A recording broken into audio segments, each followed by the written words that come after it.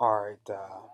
What I found evocative about the play Intimate Apparel was kind of the forbidden fruit relationship between Esther and Mr. Marks, the Jewish. There was a religious aspect that went into it. Mr. Marks had an arranged marriage, and they couldn't touch each other and all of that, and then as well as the interracial aspects of the relationship. So that was kind of an evocative part of the play throughout the reading that I had. Um, for the second question, three themes that I noticed.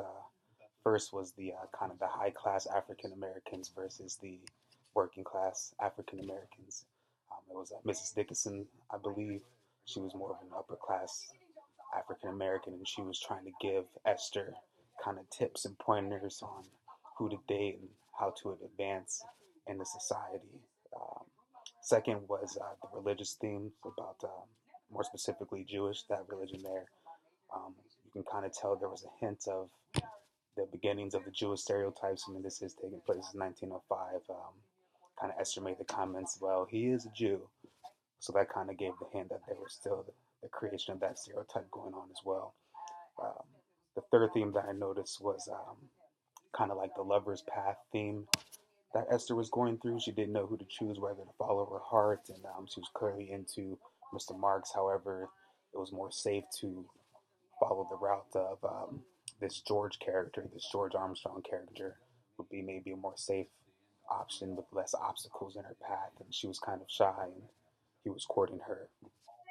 Um, I believe that this play also kind of reinforces stereotypes as well as resisting them at the same time.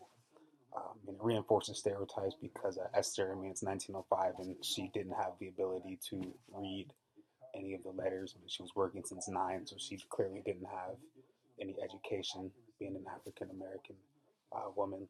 But also, there were the African American characters like Mrs. Dickinson who were able to make it into that upper class of society. As far as reinventing, I don't believe that there was any reinventions going on. Just because at the end of the play, I noticed that the final scene is a big sign that says what unidentified Negro seamstress.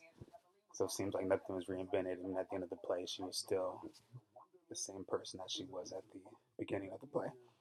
Um, about the stereotypes and if stereotypes do exist, of course, stereotypes do exist. I think everybody does know that they exist for a lot of groups, a lot of minority groups. And how we overcome those stereotypes to me is incumbent upon the individual. I believe it doesn't matter what people really think of you.